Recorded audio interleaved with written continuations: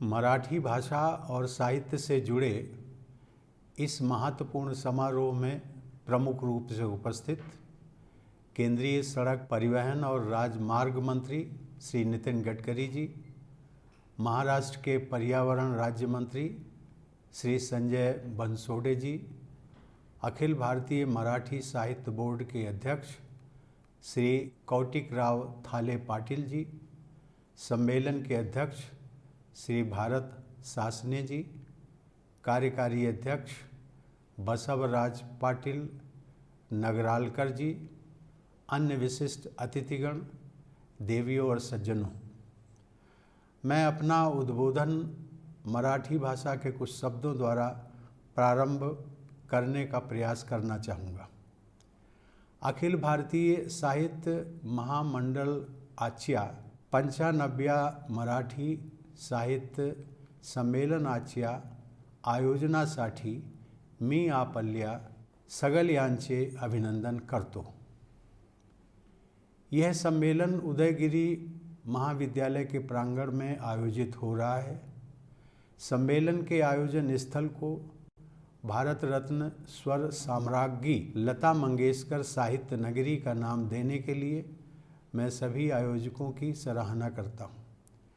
भारत की तथा महाराष्ट्र की संस्कृति को कालजयी विरासत प्रदान करने वाली लता जी के नाम का इतना सार्थक उपयोग साधुवाद के योग्य है। मुझे बताया गया है कि उनकी छोटी बहन सुश्री मीना मंगेशकर जी ने उन पर एक अच्छी पुस्तक लिखी है जिसका नाम है मोठी तिची सावली, यानी उनकी विरासत बहुत विशाल है। संयोग से इस वर्ष महाराष्ट्र एजुकेशन सोसाइटी के महाराष्ट्र उदयगिरी महाविद्यालय की हीरक जयंती भी है। 60 वर्षों तक शिक्षा के क्षेत्र में निरंतर योगदान देने की विशेष उपलब्धि के लिए मैं महाविद्यालय की पूरी टीम को हार्दिक बधाई देता हूँ। मुझे बताया गया है कि महाविद्यालय की स्थापना उदगीर क्षेत्र के किसानों और व्यापारियों ने अपनी गाढ़ी कमाई से की थी। साधारण नागरिकों के असाधारण योगदान से ही समाज और राष्ट्र आगे बढ़ते हैं। इस अवसर पर महाविद्यालय के संस्थापकों के योगदान को कृतज्ञतापूर्वक याद करना चाहिए। यह भी प्रसन्नता की बात है कि यह साहित्य सम्मेलन आज़ादी के अमृत महोत्सव के साथ ही मनाया जा रहा है। भारत के स्वतंत्रता संग्राम तथा हमारी राष्ट्रीय चेतना को जागृत करने में महाराष्ट्र की अनेक महान विभूतियों ने अग्रणी योगदान दिया है। मैं उन सभी स्वाधीनता सेनानियों को श्रद्धापूर्वक नमन करता हूँ। छत्रपति शिवाजी महाराज के वंशज छत्रपति साहू जी महाराज के नाम से सम्मेलन के सभागृह को सुशोभित करके आयोजकों ने महाराष्ट्र की उस मानवतावादी और समतामूलक परंपरा के प्रति श्रद्धा व्यक्त की है जिसे महात्मा फूले से लेकर बाबा साहेब डॉक्टर आम्बेडकर ने आगे बढ़ाया था। सभी जानते हैं कि 19वीं सदी के अंत तथा 20वीं सदी के आरंभ में शिवाजी महाराज के वंशज साहू जी महाराज ने महात्मा फूले के आदर्शों को प्रसारित किया तथा बाबा साहब आम्बेडकर की विलक्षण प्रतिभा को हर तरह से प्रोत्साहित और प्रेरित किया। महात्मा ज्योतिबा फूले ने 19वीं सदी के मध्य में गुलामगिरी और तृतीय रत्न जैसी परिवर्तनकारी पुस्तकें लिखी थी। तृतीय रत्न नाटक को सामाजिक रंगमंच की महत्वपूर्ण कृति माना जाता है। बाबा साहेब आम्बेडकर ने बहिष्कृत भारत तथा मूक नायक जैसे समाचार पत्रों का प्रकाशन करके उनके माध्यम से महाराष्ट्र और समूचे भारत के चिंतन को आधुनिकता और समता के आदर्शों से समृद्ध किया। ऐसी ही समतामूलक विचार भूमि और भावभूमि पर आधुनिक युग में वंचित वर्गों के प्रतिभाशाली रचनाकारों ने मराठी भाषा में उस विपुल साहित्य की रचना की है जिसे दलित साहित्य कहा जाता है। समता और शौर्य महाराष्ट्र की पहचान है। उदयगिरी के इसी क्षेत्र में 18वीं सदी में भाऊ सदाशिवराव पेशवा ने अपने अद्भुत पराक्रम का परिचय देकर छत्रपति शिवाजी महाराज द्वारा जगाई गई स्वाभिमान और स्वराज की भावना को प्रदर्शित किया था और मराठा इतिहास का एक स्वर्णिम अध्याय रचा था। 17वीं सदी में छत्रपति शिवाजी महाराज, समर्थ गुरु रामदास और संत तुकाराम ने मीरी और पीरी यानी वीरता और ज्ञान की धाराओं को प्रवाहित करते हुए मराठी अस्मिता और साहित्य को अद्वितीय गौरव से संपन्न किया, जिसके आधार पर समस्त भारत में एक नया स्वाभिमान उत्पन्न हुआ। देवियों और सज्जनों, प्राकृत और अपभ्रंश से होते हुए मराठी भाषा और साहित्य का इतिहास जितना प्राचीन है उतना ही समृद्ध भी है। मुझे कर्नाटक में श्रवणबेलगोल जाने का सुअवसर प्राप्त हुआ था।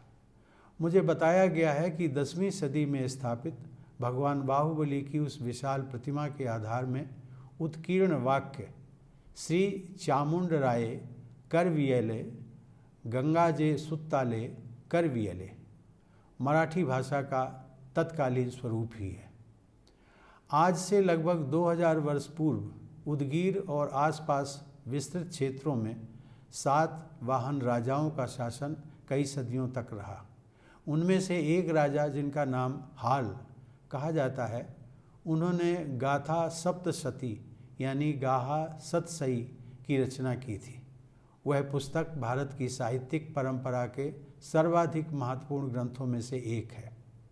नर्मदा, तप्ती और गोदावरी से लेकर तुंगभद्रा और भीमा जैसी नदियों के आशीर्वाद से सिंचित महाराष्ट्र के साहित्य में भी एक जीवंत प्रवाह बना रहा है। स्वामी मुकुंदराज, श्री चक्रधर, संत ज्ञानेश्वर, नामदेव, तुकाराम तथा समर्थ गुरु रामदास जैसे संत कवियों का ऋण मराठी ही नहीं अपितु समस्त भारत के भक्ति साहित्य पर है। संत तुकाराम ने भक्ति मार्ग की श्रेष्ठता स्थापित की और साथ ही असमानता पर प्रहार किया। उनकी वाणी में एक उद्धरण पढ़ने का प्रयास करना चाहूँगा। याता यति धर्म नाही विष्णुदास निर्णय हा ऐसा वेद शास्त्री तुका मणे तुम्ही विचारुवे ग्रंथ तारीले पतित नेणों किनी। अर्थात विष्णु के भक्तों में जात पात का भेद नहीं होता, ऐसा निर्णय वेद और शास्त्रों का है। तुकाराम कहते हैं कि भगवान ने कितने लोगों का उद्धार किया है, यह कहना संभव नहीं है। देवियों और सज्जनों, आज महाराष्ट्र की महिला शक्ति द्वारा भारत को दिए गए अतुलनीय और आश्चर्यजनक योगदान की मैं चर्चा करना चाहूँगा। आज से 2200 वर्ष पहले आरंभ हुए लगभग 400 वर्षों के सातवाहन शासन के दौरान महारानी नागनिका ने अपने पति सातकर्णी प्रथम की असामयिक मृत्यु के बाद राजकाज संभाला और अपने पुत्र के वयस्क हो जाने तक एक विशाल साम्राज्य को नेतृत्व प्रदान किया। रानी नागनिका के नेतृत्व में सातवाहन साम्राज्य के क्षेत्र में भी विस्तार हुआ और समृद्धि में भी। उनके शासनकाल में बहुत विकास हुआ और महाराष्ट्र का व्यापार रोम के साम्राज्य तक फैला। उन्हें भारतीय इतिहास की प्राचीनतम महारानी का गौरवपूर्ण स्थान देना सर्वथा इतिहास सम्मत है। नाड़े घाट के निकट एक गुफा में रानी नागनिका से जुड़े शिलालेख पाए गए। उन्होंने अश्वमेध यज्ञ भी किया था तथा बहुत से सिक्के जारी किए थे। रानी नागनिका के बाद सातवाहन साम्राज्य के राजाओं के नाम उनकी माताओं के नाम पर ही रखे गए। गौतमी पुत्र सातकर्णी, वशिष्ठ पुत्र पुलोमवी, माधुरी पुत्र शक्सेन और हरति पुत्र सातकर्णी जैसे सातवाहन राजाओं के नाम ये सिद्ध करते हैं कि भारत की यशस्वी महिलाओं ने प्राचीन काल में ही अपनी शक्ति से समाज को समृद्ध बनाया था। 17वीं सदी में वीर माता जीजाबाई के योगदान को भला कौन भूल सकता है, जिन्होंने न केवल अपने महान सपूत वीर शिवाजी महाराज के चरित्र और व्यक्तित्व का निर्माण किया, बल्कि अपनी दक्षता और क्षमता के बल पर मराठा गौरव को नई ऊंचाई देने में भी अपना अमूल्य योगदान दिया।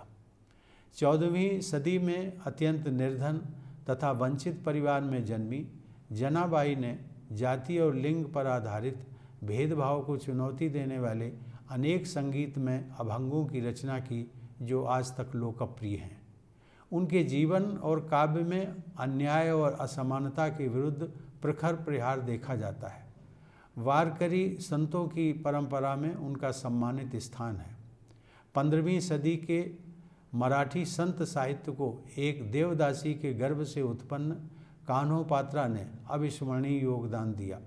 महाराष्ट्र के कागल नामक गांव में पैदा हुई बैजाबाई ने 1857 के समर के 40 वर्ष पहले से ही अंग्रेज़ों से युद्ध करना आरंभ कर दिया था। इस क्रम में मैं 19वीं सदी के महाराष्ट्र में समाज, साहित्य और शिक्षा को अप्रतिम योगदान देने वाली सावित्रीबाई फुले, सगुड़ाबाई, क्षीरसागर, फातिमा शेख, मुक्ता साल्वे और ताराबाई शिंदे का सादर उल्लेख करना चाहूँगा। उन्हें आधुनिक महाराष्ट्र की पंचकन्याओं के रूप में सम्मानित करना चाहिए। सावित्रीबाई फुले की कविताओं के संकलन काव्य फुले तथा 52 कसी सुबोध रत्नाकर समाज हित में रचे गए साहित्य के उत्कृष्ट उदाहरण हैं। उनका जीवन भी अपने आप में एक मिसाल है। सन 1890 में अपने पति महात्मा फुले के पार्थिव शरीर का दाह संस्कार सावित्रीबाई ने स्वयं किया था। साथ ही उन्होंने सत्य शोधक समाज का कार्यभार भी संभाल लिया था। ताराबाई शिंदे ने सन 1882 में स्त्री पुरुष तुलना नामक पुस्तक की रचना की। उस रचना को भारत में नारी मुक्ति के विषय पर लिखा गया पहला आलेख माना जाता है। विदेश जाकर वेस्टर्न मेडिसिन की शिक्षा प्राप्त करके डॉक्टर बनने वाली भारत की प्रथम महिलाओं में महाराष्ट्र की डॉक्टर आनंदीबाई जोशी ने प्राप्त संदर्भों के अनुसार सन 1886 में ही MD की डिग्री हासिल कर ली थी। उनका उदाहरण एक प्रगतिशील समाज का परिचय देता है। 20वीं सदी में महाराष्ट्र की प्रमिलाताई मेडे जैसी समाज सेविकाओं ने देशव्यापी योगदान दिया है। राजनीति, समाज सुधार, चिंतन और साहित्य के क्षेत्रों में प्राचीन काल से ही अग्रणी रहने वाली महाराष्ट्र की महिलाओं का आज के स्वाधीन भारत में अनेक अन्य राज्यों की महिलाओं से पीछे रहना चिंता का विषय है। सन 2011 की जनगणना के अनुसार महिला साक्षरता के पैमाने पर महाराष्ट्र 14वें स्थान पर था। सेक्स रेशियो के मानक पर तो महाराष्ट्र 22वें स्थान पर था।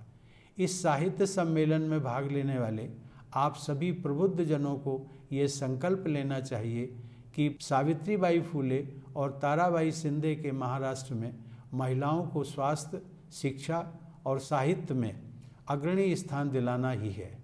अखिल भारतीय मराठी साहित्य सम्मेलन के सफल आयोजन हेतु आप सबको बधाई देते हुए मैं मराठी साहित्य के निरंतर उत्कर्ष की मंगल कामना करता हूँ। साथ ही उदयगिरी महाविद्यालय की टीम तथा भूतपूर्व और वर्तमान विद्यार्थियों के उज्जवल भविष्य के लिए मैं अपनी हार्दिक शुभकामनाएं देता हूँ। धन्यवाद। जय हिंद।